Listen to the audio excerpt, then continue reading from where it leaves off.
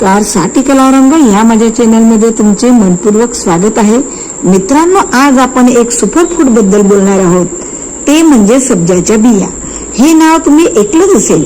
तुमच्यापैकी बरेच जण याचा आहारामध्ये वापर पण करत असतील। तो बहुतांशी लोकांना सब्जाबद्दल सविस्तर शास्त्रोक्त माहितीच नसते, त्यामुळे त्यांना या बिया फायदा होण्याऐवजी तोटाच होऊन बसतो। आणि म्हणूनच आजच्या व्हिडिओमध्ये मी तुम्हाला सब्जांच्या बिया कधी खायच्या, किती प्रमाणामध्ये खायच्या, कोणी खायच्या, कोणी नाही खायच्या, ही खात असताना काय नेमकी काळजी घ्यायची, कशा पद्धतीने त्या खाल्ल्या पाहिजेत, जेणेकरून आपल्याला याचे शास्त्रोक्त औषधी सगळे फायदे नैसर्गिकरित्या भेटतील। आणि त्याबद्दल सविस्तर शास्त्रोक्त माहिती तुम्हाला समजेल अशा भाषेमध्ये सांगणार आहे। मात्र विनंती अशी आहे की नेहमीप्रमाणे हा व्हिडिओ तुम्ही पुढे न पळवता शेवटपर्यंत नीट लक्ष देऊन त्याच्या मागचं शास्त्र समजून घ्या। अजून एक विनंती आहे, जर चॅनल वरती नवीन असाल किंवा आजपर्यंत आपलं चॅनल तुम्ही सबस्क्राईब केलं नसेल तर आता लगेचच बाजूचा बेल आयकॉन बटन दाबून चॅनल सबस्क्राईब करा, आणि जेणेकरून आरोग्यविषयक अत्यंत महत्त्वाचा अभ्यासपूर्ण आणि शास्त्रोक्त माहिती तुम्हाला मिळून राहील। चला तर मग तुमचा वेळ वाया न घालता व्हिडिओला सुरुवात करूया। मित्रांनो, बऱ्याच लोकांमध्ये सब्जाच्या बिया आणि चिया सीड यांच्यामध्ये कन्फ्युजन होत असतं। त्यांना वाटतं की हे सेमच आहे, मात्र हे वेगवेगळे आहे। लक्षात ठेवा, याच्यातला फरक तुम्ही या व्हिडिओमध्ये बघू शकता। मी सांगतो तुम्हाला, सब्जाच्या बिया ज्या असतात ना त्या एकदम काळ्या भोर दिसतात, आणि चिया सीड ज्या असतात ना त्या एकदम पांढरट किंवा करड्या रंगाच्या असतात। चिया सीड थोड्या मोठ्या आकाराच्या असतात, जेव्हा सब्जाच्या बिया मात्र थोड्याशा छोट्या दिसतात। सब्जाच्या बिया जेव्हा आपण भिजू घालतो पाण्यामध्ये, त्या साधारणपणे 5 ते 10 मिनिटांमध्ये एकदम फुलून येतात। चिया सीड मात्र पाण्यामध्ये टाकल्यानंतर त्यांना फुलण्यासाठी जवळजवळ अर्धा ते 2 तास लागतात। त्यांचे न्यूट्रिशन व्हॅल्यू सुद्धा वेगवेगळे आहेत। सब्जामध्ये फायबर जास्त आहे, चिया सीड मध्ये ओमेगा 3 फॅटी ऍसिड जास्त आहे। तर आज आपण फक्त सब्जाच्या बियाबद्दल सविस्तर शास्त्रोक्त माहिती घेणार आहोत। या सब्जांच्या बियांमध्ये नेमकं असं काय आहे जेणेकरून आपल्याला याचा अतिशय चांगला फायदा होतो? का आपण याला सुपरफूड म्हणतो हे ऐकल्यानंतरही तुम्हाला देखील आश्चर्य वाटेल, आणि आजपासूनच मी सांगितल्याप्रमाणे सब्जाच्या बिया खायला तुम्ही सुरुवात करणार याची मला 100% खात्री आहे। मित्रांनो, या सब्जाच्या बियांमध्ये कॅलरीज तुलनेने कमी आहे, फायबर जास्त प्रमाणामध्ये आहेत। साधारण 100 ग्राम सब्जाच्या बियांमध्ये 40 ग्राम इतकं कार्बोदीत आहे। आता कार्बोदीत म्हटल्यानंतर तुम्हाला वाटेल वजन वाढेल का, साखर वाढेल का, तर असं अजिबात नाही बरं का। हे कार्बोदक फायबरच्या स्वरूपामध्ये असल्यामुळे याचा आपल्याला अतिरिक्त चांगला फायदा होणार आहे। 100 ग्राम सब्जाच्या बियांमध्ये साधारणतः 20 ग्राम प्रोटीन आहे, साधारण 20 ग्राम चांगले फॅट आहे। यांच्यामध्ये खास करून ओमेगा 3 आणि ओमेगा 6 फॅटी ऍसिड आहेत। एवढंच नाही तर कॅल्शियम, मॅग्नेशियम, पोटॅशियम सारखी वरदान ठरणारी खनिजे देखील आहेत, आणि अँटीऑक्सिडंटनी देखील खचाखच भरलेले आहे। यामुळे आपल्याला हे वरदान ठरणार आहे। आता पाहू यांचे 10 शास्त्रोक्त फायदे कुठले कुठले आहेत। तर सर्वात महत्वाचा गुणधर्म म्हणजे की फायदा सब्जांच्या बियांमध्ये आहे, तो म्हणजे सब्जा शरीराला नैसर्गिक रीतीने थंडावा देतात। ह्या बिया शरीरामध्ये थंडावा ठेवत असल्याने आपल्या शरीरातील जी काही उष्णता निर्माण झाली आहे त्या उष्णतेमुळे मुरूम, पुटकुळे यायला लागलेत, काळे डाग पडायला लागले, त्वचेवर विकार व्हायला लागले, पित्त व्हायला लागले, आग व्हायला लागली, शरीरामध्ये सगळीकडे जलन व्हायला लागली, डोळे आग मारायला लागले, लघवी जळजळ करायला लागली, संडासाच्या ठिकाणी आग व्हायला लागली।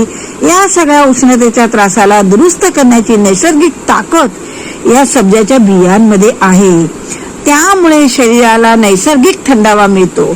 खास करून आता उन्हाळा आलाय आणि ज्यांना ऑलरेडी उष्णता अंगामध्ये जास्त आहे अशा लोकांनी वर्षभरामध्ये या सब्जाच्या बिया मी सांगितल्याप्रमाणे आवर्जून वापर करावा, नक्कीच याचा फायदा होईल। दुसरा फायदा, या सब्जाच्या बियांमध्ये असलेले भरपूर फायबर।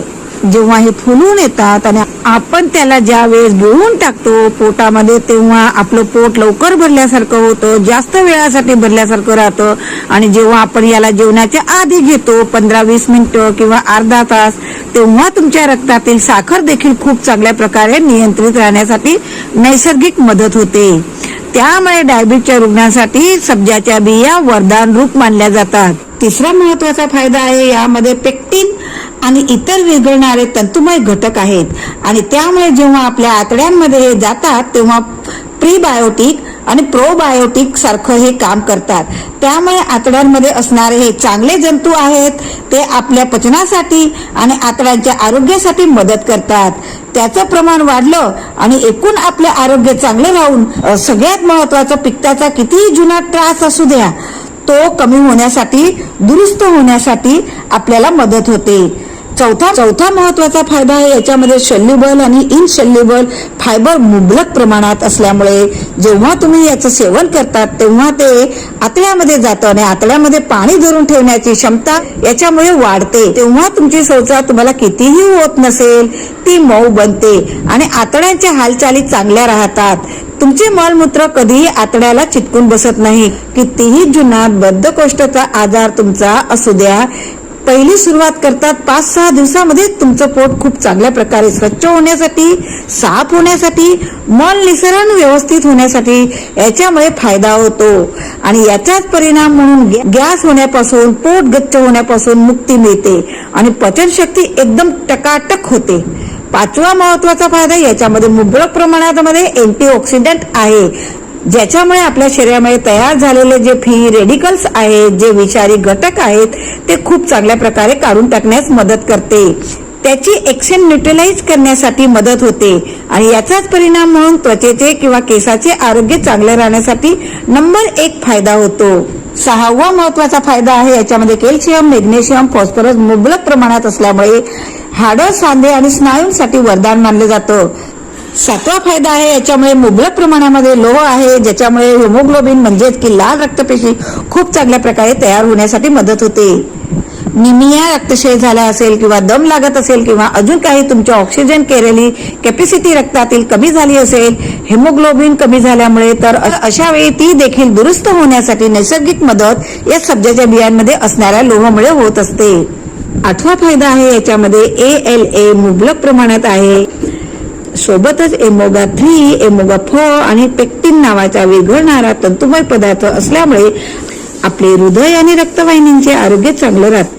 रक्तातील खराब चरबी किंवा ALD नावाचे जे खराब लिक्विड आहे ते कमी होण्यासाठी मदत होते आणि एकूणच रक्तवाहिन्या मजबूत होतात, BP कंट्रोल मध्ये राहण्यास मदत होते आणि हृदयविकारापासून आपला बचाव होतो. व महत्वाचा फायदा आहे, याच्यामध्ये फेरोनाइटस आणि पॉलिफेनॉल नावाचे अँटीऑक्सिडंट मुबलक प्रमाणात असल्यामुळे यांच्यात अँटी इन्फ्लेमेटरी की दाहाच्या विरुद्ध काम करण्याची क्षमता असल्यामुळे संधिवात किंवा कुठल्याही वेदनाच्या आजारामध्ये खूप चांगल्या प्रकारे आपल्याला मदत करणार आहे. आणि 10वा महत्वाचा फायदा आहे की दरवेळेस तुम्ही जेवणाच्या आधी म्हणजे की 15-20 मिनिटं आधी जर या बियाचे सेवन केले तर तुम्हाला तुमचे पोट भरल्यासारखं वाटू लागतं. तुमच्या पोटामध्ये जास्तीची कॅलरी, जास्तीचा आहार जाण्यापासून बचाव होतो. त्यामुळे तुमचं वजन वाढत नाही आणि ते नियंत्रण मध्ये राहण्यासाठी आणि तुमचे नैसर्गिकरित्या फिट होण्यासाठी मदत होते. तर हे झाले 10 शास्त्रोक्त फायदे. आता सगळ्यात महत्वाचं, सब्जाच्या बिया किती प्रमाणात खायच्या आहेत, कशा पद्धतीने खायच्या आहेत, कुठल्या वेळेला खायच्या आहेत आणि कोणी खायच्या आहेत आणि खाताना काय काळजी घ्यायची आहे, कोणी नाही खायच्या आहेत, तर हे सगळं आता आपण पाहूया. त्याच्या आधी माझ्या चॅनलला सबस्क्राईब करून द्या. सबस्क्राईब करायला तुम्हाला 2 सेकंद लागणार नाही, पण माझे मनबळ वाढेल. सगळ्यात पहिल्यांदा पाहूया की किती प्रमाणात खायच्या. दिवसभरामध्ये तुम्ही 10 ते 15 ग्राम म्हणजेच की चहाचे 2 चमचे किंवा 1 टीस्पून म्हणजे की मोठा चमचा जो असतो तो भरून तुम्ही खाऊ शकता. दिवसभरामध्ये 2-3 विभागात विभागून तुम्ही खाऊ शकता. सकाळी 1 चमचा आणि दुपारच्या टायमाला 1 चमचा किंवा संध्याकाळच्या टायमाला 1 चमचा देखील घेऊ शकता.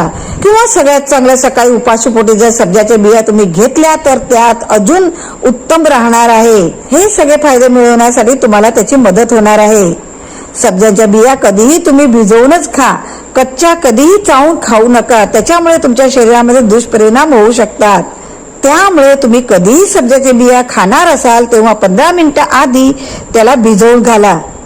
या बिया तुम्ही प्लेन पाण्यामध्ये रात्री भिजत घालून सकाळी उपाशी पोटी पण तुम्ही घेऊ शकता, किंवा ताकामध्ये, दुधामध्ये, फालुंदामध्ये, लिंबूच्या सरबतमध्ये, कोकमच्या सरबतमध्ये, किंवा दही भात असेल तर त्याच्यामध्ये देखील तुम्ही मिक्स करून तुम्ही खाऊ शकता.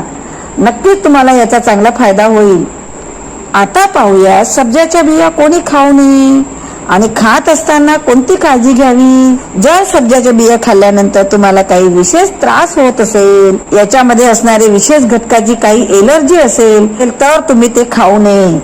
शिवाय तुम्ही सब्जा चांगला आहे म्हणून जास्त प्रमाणात खाल्ला तर देखील तुम्हाला त्रास होऊ शकतो, जसा की मळमळ होऊन उलटी होऊ शकते, पोटदुखी होऊ शकते, अतिसार, डायरिया होऊ शकतो आणि एकूण तुमचं आरोग्य धोक्यात येऊ शकतो. चिया सीड गरोदर स्त्रियांनी खाऊ नये, लहान मुलांनी खाऊ नये, तसेच तुमच्या अंगामध्ये सूज असेल तरी खाऊ नये, तुम्हाला बीपीचा प्रॉब्लेम असेल तरी खाऊ नये, तसेच ते प्रमाणापेक्षा जास्त खाऊ नये. जास्त खाल्ले तर तुमचे पोट फुगून जाईल, तसेच तुम्हाला गॅसचा प्रॉब्लेम होईल. मोठा 1 चमचा की लहान 2 चमचे एवढेच सब्जा सीड खावे, ते पण पाण्यामध्ये भिजवूनच खावे, हे तुम्ही लक्षात ठेवा. त्याशिवाय तुम्हाला कोणते मोठे आजार असतील किंवा तुमचे औषध चालू असेल तर डॉक्टरच्या सल्ल्याशिवाय सब्जा सीड खाऊ नये.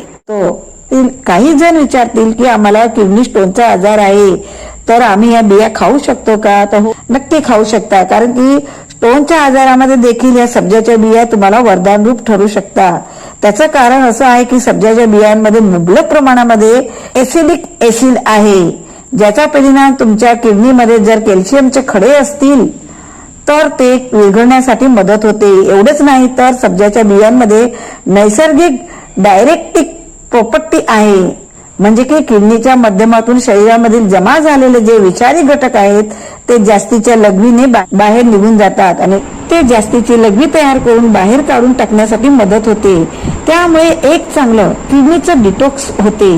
एकूण शरीराच्या रक्ताचं शुद्धीकरण होण्यासाठी देखील या सब्जाच्या बियांचे फार मोठा फायदा होतो.